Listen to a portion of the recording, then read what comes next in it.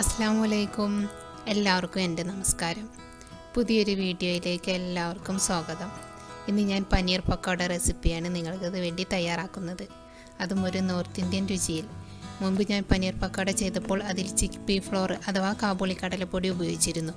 എന്നാൽ ഇതിൽ അതൊന്നുമില്ല, പകരം മറ്റൊരു ഇൻഗ്രീഡിയൻ്റാണ് ഉപയോഗിച്ചിട്ടുള്ളത്. ഏത് ഷുഗർ രോഗികൾക്കും ധൈര്യമായിട്ട് കഴിക്കാൻ പറ്റിയൊരു റെസിപ്പിയാണ്. വെജിറ്റേറിയൻകാർക്ക് കഴിക്കാൻ പറ്റിയ നല്ലൊരു ബ്രേക്ക്ഫാസ്റ്റ് കൂടിയാണിത്. മാത്രമല്ല വിരുന്നുകാരൊക്കെ വരുമ്പം ആർക്കും ഉണ്ടാക്കി കൊടുക്കാൻ പറ്റും. കുറഞ്ഞ ഇൻഗ്രീഡിയൻസും കുറച്ച് സമയം ഉപയോഗിച്ചുകൊണ്ട് നമുക്കിത് എങ്ങനെ തയ്യാറാക്കി എടുക്കാം എന്ന് നോക്കാം. ഞാനിവിടെ ഒരു 200 ഗ്രാം പനീർ എടുത്തിട്ടുണ്ട്. 200 ഗ്രാം പനീർ ഞാനിവിടെ അൽഖബീറിൻ്റെ പനീർ ക്യൂബ്സാണ് എടുത്തിട്ടുള്ളത്. അപ്പോൾ ഇതൊരു 500 ഗ്രാമിൻ്റെ പാക്കാണ്. ഇതിൽ നിന്ന് ഞാനൊരു 200 ഗ്രാം കണക്കാക്കിയിട്ട് 2 പേർക്ക് വേണ്ടി എടുത്തിട്ടുണ്ട്. ഇനി ഇതിലേക്ക് വേണ്ട സ്പൈസസ് എല്ലാം ഒന്ന് മിക്സ് ചെയ്യാം. 2 ടീസ്പൂണും മുളക് പൊടി എടുക്കുന്നുണ്ട്, 1/2 ടീസ്പൂണ് മഞ്ഞൾ,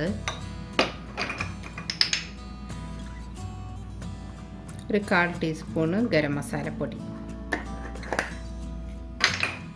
പിന്നെ പാകത്തിന് ഉപ്പും ചേർക്കാം. പനീറിനകത്ത് ഉപ്പൊന്നുമില്ല, അപ്പം ഇവിടെ ആവശ്യത്തിനുള്ള ഉപ്പ് കൂടെ എടുക്കാം. ഇതെല്ലാം കൂടെ നന്നായിട്ടൊന്ന് മിക്സ് ചെയ്യാം. എല്ലാം ഉപ്പും മുളകൊക്കെ എല്ലായിടത്തും ഒരുപോലെ ഒന്ന് ആയി കിട്ടിയാൽ നമുക്ക് ഈ പനീർ ഇതിലൊന്ന് ഡിപ്പ് ചെയ്തെടുക്കാം. ഈ പുളിയൊക്കെ ഒന്ന് പനീറിൽ എല്ലായിടത്തും ഒന്ന് ആയാൽ മതി. ഇങ്ങനെ മസാലയൊക്കെ ഇതിലൊന്ന് കോട്ട് ചെയ്തെടുക്കാം. അല്ലെങ്കിൽ നമുക്ക് ഇതൊരു സിപ്പിലോക്ക് കവറിലേക്ക് ഇട്ടിട്ട് അതിലേക്ക് ഈ പനീർ ഇട്ടിട്ട് മൊത്തത്തിലൊന്ന് മിക്സ് ചെയ്തെടുത്താൽ മതി. ഇങ്ങനെ ഓരോന്നും ഇങ്ങനെ ആക്കി എടുക്കാൻ ചിലപ്പം ഒരു പാട് തോന്നിയേക്കാം, കുറച്ച് കൂടുതൽ സമയം ആവശ്യമായിട്ട് വരും. അപ്പം തൽക്കാലം ഞാൻ ഈ സ്പൈസസ് ഒരു ബോക്സിലേക്ക് ഇടുന്നുണ്ട്. അതിനുശേഷം നമ്മൾ എടുത്ത് വെച്ച പനീറും ഇട്ട് കൊടുക്കാം. എന്നിട്ട് ഇത് ക്ലോസ് ചെയ്തിട്ട് ഒന്ന് പതുക്കെ ഒന്ന് ഷേക്ക് ചെയ്ത് കൊടുത്താൽ മതി. എല്ലായിടത്തേക്കും ഈ പനീറിലൊരു ചെറിയൊരു നനവുള്ളത് കൊണ്ട് ആ സ്പൈസസ് ഒക്കെ അതിൽ ഒട്ടിപ്പിടിച്ചോളും. അപ്പോൾ ഒരു സിപ്റ്റോ കവറിലേക്കോ അല്ലെങ്കിൽ ഇതുപോലെ ഒരു ബോക്സിലിട്ടിട്ട് ഇങ്ങനെ മിക്സ് ചെയ്തെടുത്താൽ മതി. മറ്റേത് നമ്മൾ ഓരോന്ന് മിക്സ് ചെയ്തെടുക്കുമ്പോൾ സമയം പിടിക്കും. നല്ല പ്രഷർ കൊടുത്തിട്ട് മിക്സ് ചെയ്യരുത്, പതുക്കെ ഇങ്ങനെ ചരിച്ചെടുത്താൽ മതി. നമ്മൾ വല്ലാണ്ട് ഇതിനെ ബലം കൊടുത്ത് ചെയ്തിട്ടുണ്ടെങ്കിൽ അത് ബ്രേക്കായി പോകും, പൊട്ടിപ്പോവും.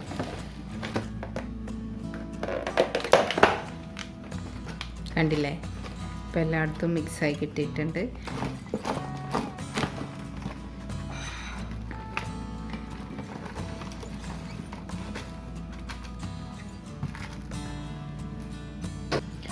ഇനി നമുക്ക് ഇത് മാറ്റി വെക്കാം.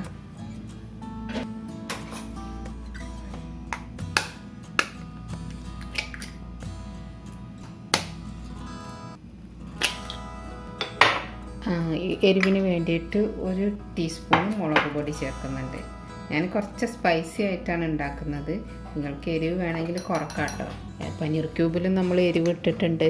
അപ്പോൾ ഇനി ഈ മുട്ടയിലേക്കുള്ള എരിവ് ഇപ്പോൾ ചേർത്താൽ മതി. ഇനി അല്പം മഞ്ഞളും അതുപോലെ ഒരു പിഞ്ച് ഗരം മസാല, പിന്നെ മുട്ടയിലേക്ക് ആവശ്യത്തിനുള്ള ഉപ്പ്, പിന്നെ ഇതിലേക്ക് വേണ്ടത് സ്പിലിയം ഹസ്കാണിത്. ഇത് ഡീർ ബ്രാൻഡിൻ്റെ സ്പിലിയം ഹസ്കാണ്. ഞാൻ ആ ബോക്സ് ഒഴിവാക്കിയിട്ട് ഒരു ഡബ്ബക്കകത്ത് ഇട്ട് വെച്ചതാണ്. അത് ഞാനിവിടെ ഒരു 6 ടീസ്പൂൺ എടുക്കുന്നുണ്ട്. എന്നിട്ട് മിക്സ് ചെയ്തിട്ട് വേണമെങ്കിൽ പിന്നീട് ചേർത്ത് കൊടുത്താൽ മതി. മുന്നേ ഞാനൊരു പനീർ പക്കോട റെസിപ്പി കാണിച്ചിരുന്നു.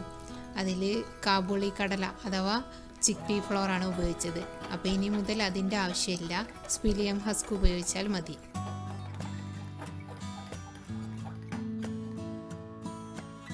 ഉപ്പും എരിവും ഒക്കെ ഉണ്ട്. ഇനി ഇതിലേക്ക് ഞാൻ ചേർത്ത് കൊടുക്കുന്നത് ഒരു പിഞ്ച് കസൂരി മേത്തിയാണ്. കസൂരി മേത്തി എന്ന് പറഞ്ഞാൽ ഉലുവയുടെ ഇല, ഉലുവ മുളപ്പിച്ചിട്ട് ആ ഇല ഉണക്കിയെടുത്തതാണ്.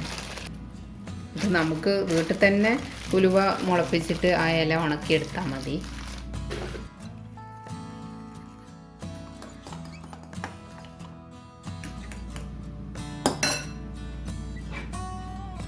ഇപ്പോൾ ഞാനിവിടെ ഒരു 200 ഗ്രാമോളം പനീർ എടുത്തിട്ടുണ്ട്. അപ്പോൾ എനിക്കിത് കണ്ടിട്ട് തോന്നുന്നു ഈ പനീർ മുഴുവൻ കോട്ട് ചെയ്യാനുള്ള മാവ് ഇവിടെ ഇല്ലയെന്ന്.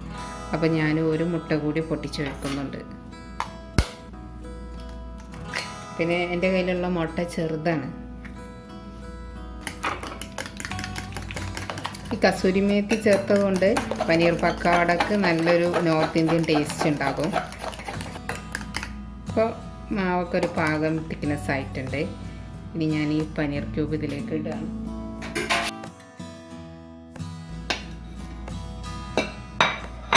നന്നായിട്ടൊന്ന് മിക്സ് ചെയ്ത് കൊടുക്കാം. പതുക്കെ മിക്സ് ചെയ്താൽ മതി, പനീർ പൊടിഞ്ഞു പോകണ്ട.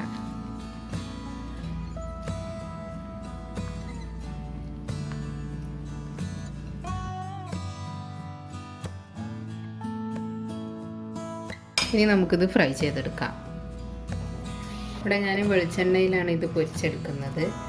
വെളിച്ചെണ്ണ ചട്ടി ചൂടായി വരുമ്പോൾ വെളിച്ചെണ്ണ ഒഴിച്ചു കൊടുക്കാം. വെളിച്ചെണ്ണയിലോ നെയ്യിലോ നിങ്ങൾക്കിത് പൊരിച്ചെടുക്കാം. എണ്ണ ചൂടായോ എന്ന് ടെസ്റ്റ് ചെയ്യാം. ഒരു ചെറിയ പീസ് ഒന്ന് ഇട്ട് നോക്കാം.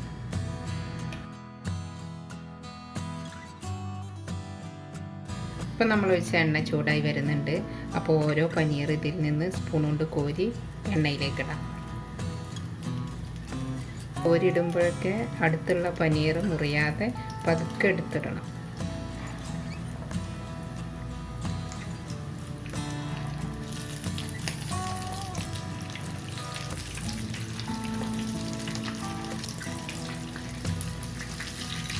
ഓരോ സൈഡായി കഴിഞ്ഞാൽ നമുക്ക് പതുക്കൊന്ന് മറിച്ച് കൊടുക്കാം.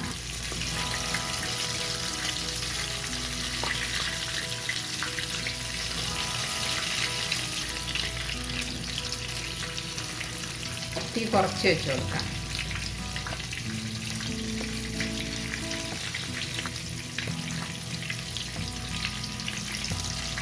പാകത്തിന് ഗോൾഡൻ ഫ്രൈ ആയി കഴിഞ്ഞതിന് ശേഷം നമുക്കിത് കോരിയെടുക്കാം.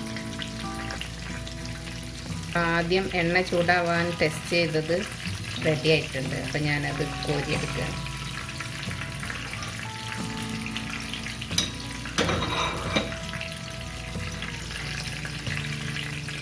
ഇപ്പോൾ എല്ലാം ഒരു പാകം നിറയായിട്ടുണ്ട്.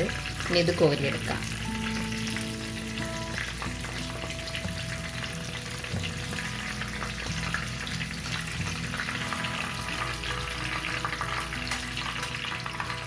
അതുപോലെ തന്നെ ബാക്കിയുള്ള പനീറും പൊരിച്ചെടുക്കാം. എണ്ണ ചൂടായി കഴിഞ്ഞാൽ പിന്നെ തീ മീഡിയം ടു ലോ ഫ്ലെയിമിൽ വെച്ച് കൊടുത്താൽ മതി.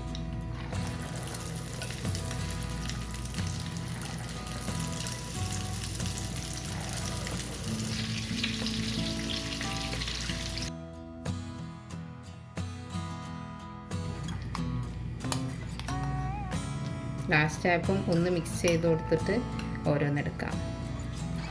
മുട്ടയുടെ മിശ്രിതമൊക്കെ ഒന്ന് അടിയിലേക്ക് പോയിട്ടുണ്ട്. നമ്മളിങ്ങനെ കോരിടുമ്പോൾ എല്ലാ സൈഡിലും പെർഫെക്റ്റ് ആയിട്ട് ഈ മാവ് ഇരിക്കുന്നൊന്നുമില്ല.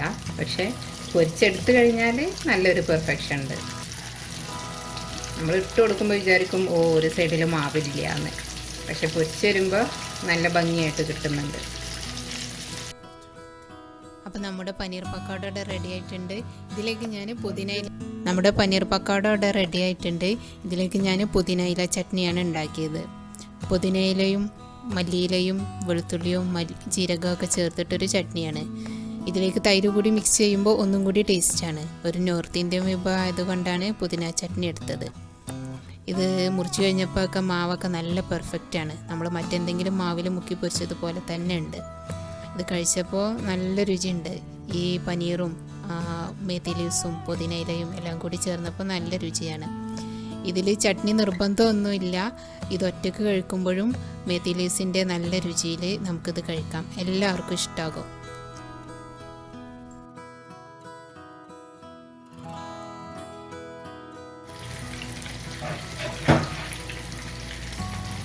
അപ്പം ഞാൻ ആദ്യം ഇട്ടിരുന്നത് ഈ ചട്ടിയിലാണ്. ആ ചട്ടി വെള്ളപ്പച്ചട്ടിയാണ്.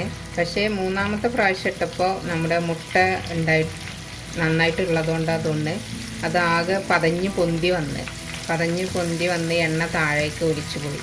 അപ്പോൾ ഞാനൊരു ഫ്രൈ പാനിലേക്ക് ഇത് മാറ്റിയതാണ്. അപ്പോൾ നിങ്ങളിനി ഫ്രൈ ചെയ്യാനെടുക്കുമ്പം നല്ല കുഴിയുള്ളൊരു ചട്ടി എടുത്താൽ മതി.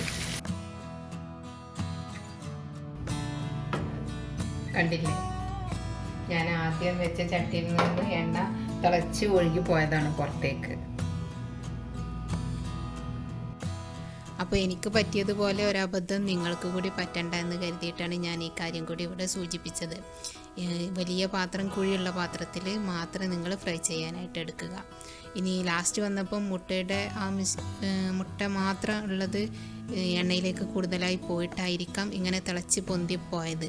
സാധാരണ കട്ട്ലേറ്റൊക്കെ തയ്യാറാക്കുമ്പം ഇങ്ങനെ സംഭവിക്കാറുണ്ട്. എന്നാലും അതൊന്ന് ഫ്രൈ ചെയ്താൽ ആ ബബിൾസൊക്കെ ഒന്ന് അമരാറാണ് പതിവ്. പക്ഷേ ഇവിടെ ഞാൻ വെയിറ്റ് ചെയ്തിട്ടും പുറത്തേക്ക് പോവുകയാണ് ഉണ്ടായത്. അപ്പോൾ ആദ്യം എടുക്കുമ്പം ഒരു കുഴിയുള്ള കടായി എടുക്കാൻ മറക്കണ്ട. അപ്പോൾ എല്ലാവരും ട്രൈ ചെയ്ത് നോക്കണം, തീർച്ചയായും നിങ്ങൾക്ക് ഇഷ്ടമാകും. അപ്പോൾ ഇതുവരെ സപ്പോർട്ട് ചെയ്ത എല്ലാ സുഹൃത്തുക്കൾക്കും പ്രത്യേകം നന്ദി. അടുത്ത വീഡിയോയിൽ വീണ്ടും കാണാം.